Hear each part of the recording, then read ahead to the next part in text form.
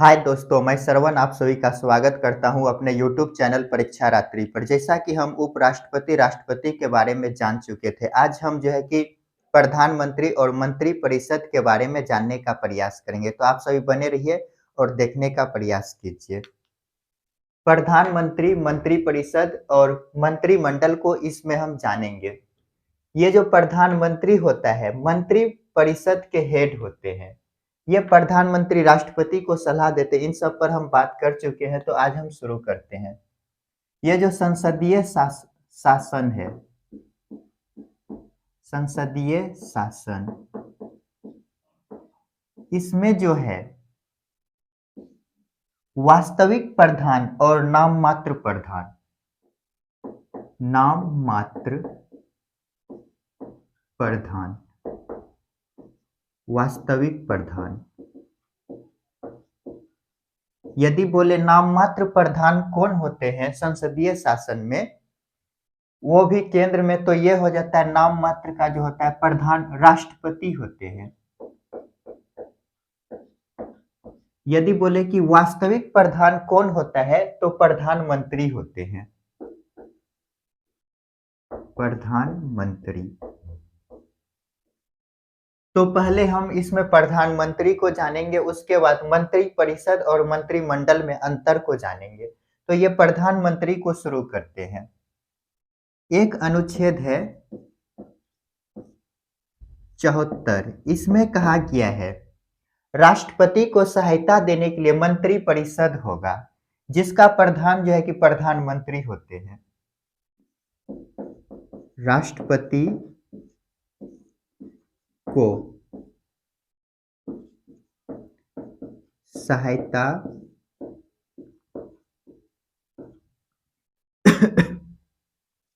देने के लिए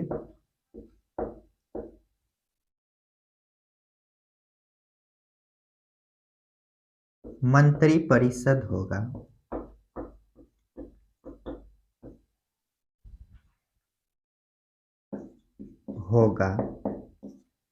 जिसका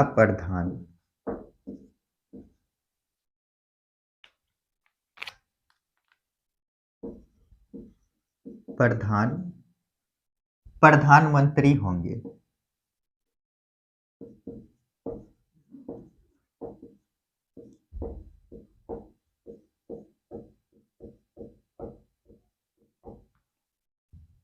इसी में 42वां संविधान संशोधन 1976 में किया गया। इसमें कहा गया राष्ट्रपति जो है कि मंत्री परिषद के परामर्श को मानने के लिए बाध्य है। तो यहीं पे लिखते हैं 42वां संविधान संशोधन, कॉन्स्टिट्यूशनल अमेंडमेंट 1976। इसमें क्या कहा गया, राष्ट्रपति जो है मंत्री परिषद के विचारों को मानने के लिए बाध्य है।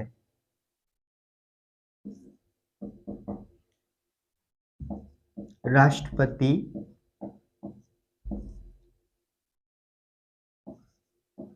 मंत्री परिषद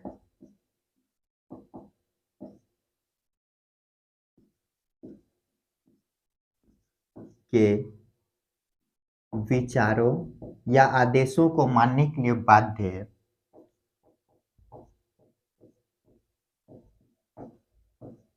के लिए बाध्य है।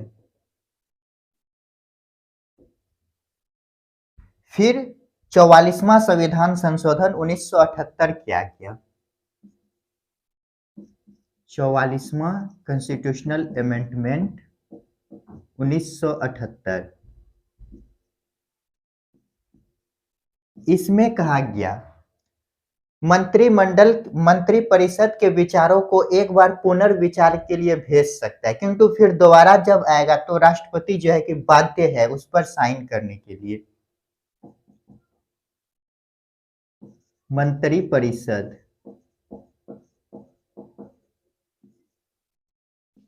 के विचारों को या आदेशों को एक बार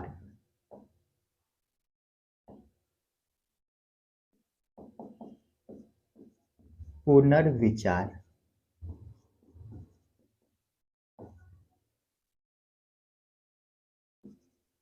के लिए लौटा सकता है।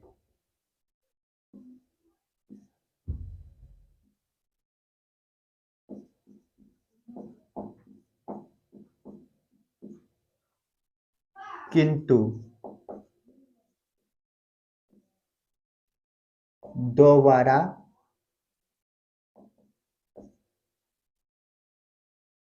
दोबारा जब भेजा जाएगा तो राष्ट्रपति क्या हो जाएगा, बाध्य। दोबारा आने पर राष्ट्रपति बाध्य होगा, बाध्य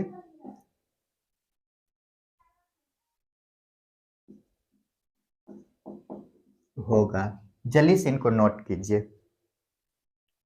चलिए इनको समझने का प्रयास करते हैं।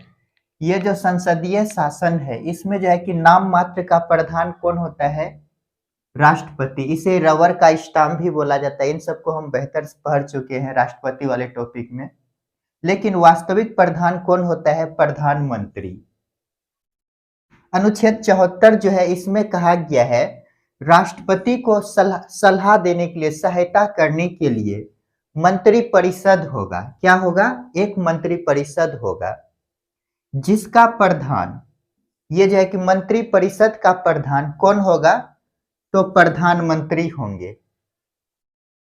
42वां संविधान संशोधन 1976 किया जाता है। इसमें कहा गया ये जो राष्ट्रपति है मंत्री परिषद के सलाह को मानने के लिए बाध्य है। अर्थात यदि प्रधानमंत्री कोई भी विधेयक, मंत्री परिषद जो है कि कोई भी विधेयक यदि राष्ट्रपति के पास भेजता है उसको मानेगा ही मानेगा, अर्थात उसको जो है कि कानून में बदल देगा। फिर 44वां संविधान संशोधन 1978 किया गया। इसमें कहा गया मंत्री परिषद के विचारों को एक बार पुनर्विचार के लिए लौटा सकता है। क्या कर सकता है, लौटा सकता है। किंतु दोबारा आने पर, दोबारा यदि आएगा तो राष्ट्रपति क्या हो जाएगा, बाध्य। दोबारा आने पर राष्ट्रपति को पुनः पारित करना ही करना पड़ेगा। जल्दी से इनको नोट कीजिए।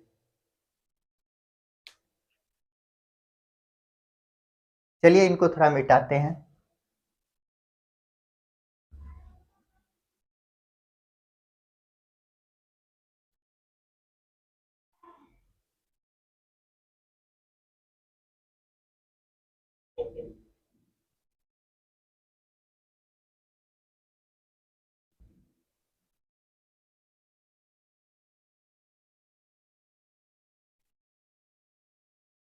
अगला अनुच्छेद लेते हैं, अनुच्छेद 75।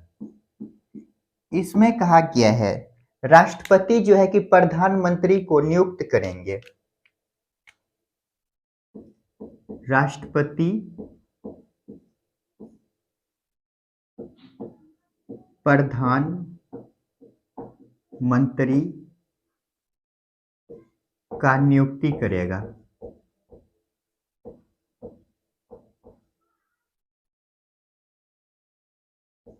नियुक्ति करेगा तथा प्रधानमंत्री के आदेश या सलाह पर राष्ट्रपति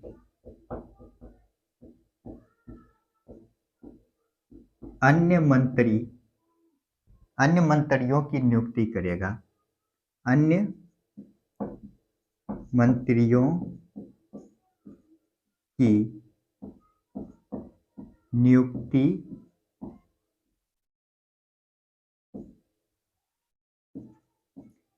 करेगा। जल्दी से इनको नोट कीजिए।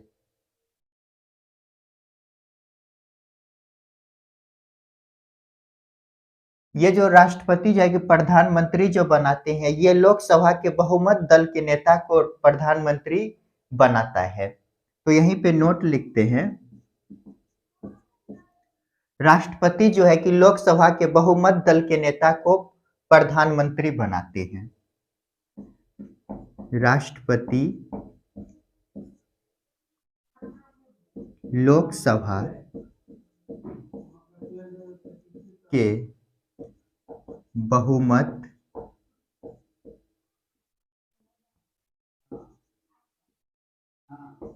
दल के नेता को प्रधानमंत्री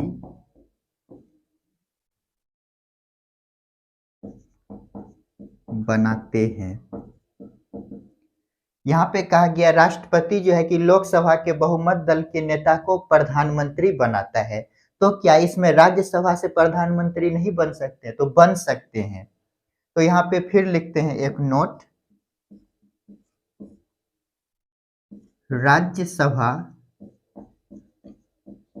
से भी व्यक्ति प्रधानमंत्री बन सकते हैं, किंतु उसे लोकसभा में बहुमत यानी कि लोकसभा का लोक ऐसे बोल सकते हैं, राष्ट्रपति राज्यसभा से भी व्यक्ति प्रधानमंत्री बन सकते, किंतु उसे जो होना चाहिए लोकसभा में बहुमत होना चाहिए, किंतु उसे लोकसभा में बहुमत हो। जल्दी से इनको नोट कीजिए। इसी में हम एग्जाम्पल भी ले सकते हैं, उदाहरण।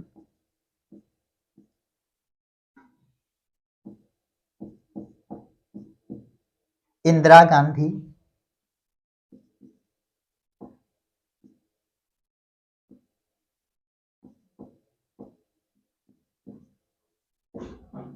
डॉक्टर मनमोहन सिंह,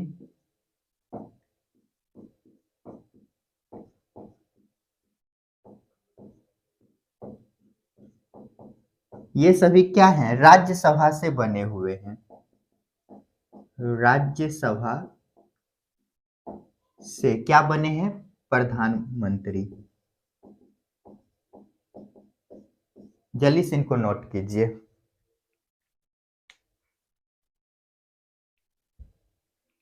चलिए इनको थोड़ा समझने का प्रयास करते हैं। अनुच्छेद 75 क्या कहता है? राष्ट्रपति जो है प्रधानमंत्री का नियुक्ति करेगा।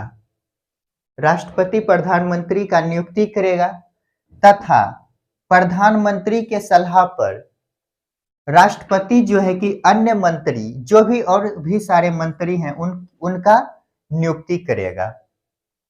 यहीं पे एक नोट लिखे हैं, राष्ट्रपति जो है कि लोकसभा के बहुमत दल के नेता को क्या बनाते हैं? प्रधानमंत्री बनाते हैं। लोकसभा के बहुमत दल के नेता होना चाहिए। तो यहाँ पे बात आता है क्या राज्यसभा से भी प्रधानमंत्री बन सकते हैं? तो हम कहेंगे हाँ, राज्यसभा से भी व्यक्ति प्रधानमंत्री बन सकता है, किंतु उसे क्या होना चाहिए? लोकसभा में बहुमत प्राप्त हो, बहुमत प्राप्त हो।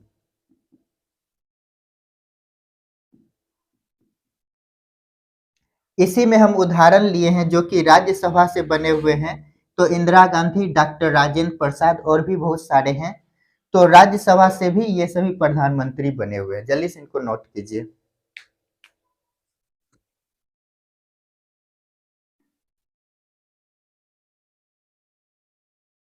चलिए इनको मिटाते हैं।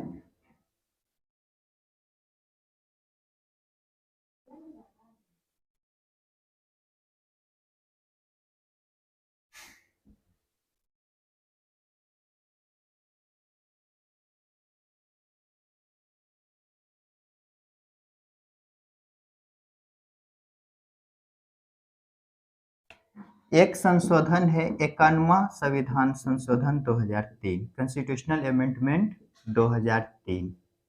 इसमें क्या कहा गया है?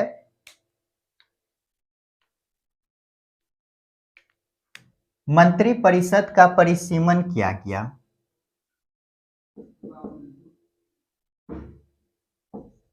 मंत्री परिषद का परिसीमन परिसीमन करके कहा गया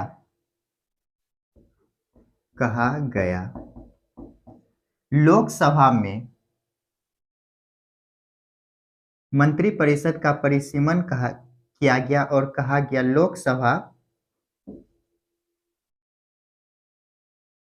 प्रधानमंत्री सहित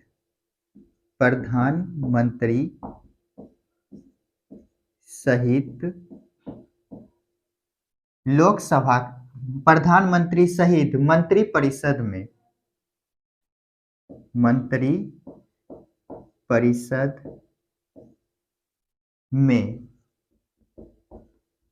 कुल सदस्य लोकसभा का 15% होगा। लोकसभा का कितना होगा? तो 15% होगा। यदि 15% निकालते हैं तो लोकसभा में कुल सीट कितना है? 543। 543 का 15% तो कितना हो जाएगा? ये 81.45। इतना सदस्य जो है कि हो सकता है। जल्दी से इनको नोट कीजिए।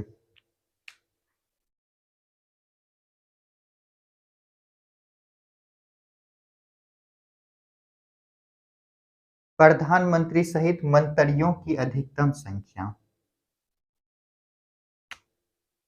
मंत्रियों की अधिकतम संख्या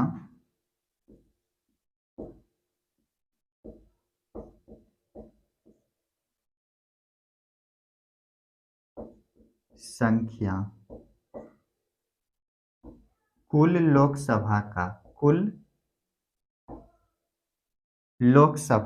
15% होगा। तो इनको समझने का प्रयास करते हैं। ये 51वां संविधान संशोधन 2003 किया गया। इसमें जो है कि मंत्रिपरिषद को क्या किया गया है? परिसीमन किया गया। मंत्रिपरिषद को बढ़ाना या घटाना, मंत्रिपरिषद का जो भी आकार है उसको बढ़ाना या घटाना ही परिसीमन कहलाता है। तो मंत्रिपरिषद का परिसीमन करके कहा गया प्रधानमंत्री सहित मंत्रियों की अधिकतम संख्या जो होगा कुल सदस्य संख्या का कितना होगा? 15% होगा। जल्दी से इनको नोट कीजिए। यदि हम 15% निकालते हैं तो कुल सदस्य कितना होता है? लोकसभा में 543। 543 का 15% जब निकालते हैं तो 81.45 होता है। लगभग 42 जो होगा कि ये जो है कि लोकसभा से मंत्री बनेंगे। जल्दी से इनको नोट कीजिए।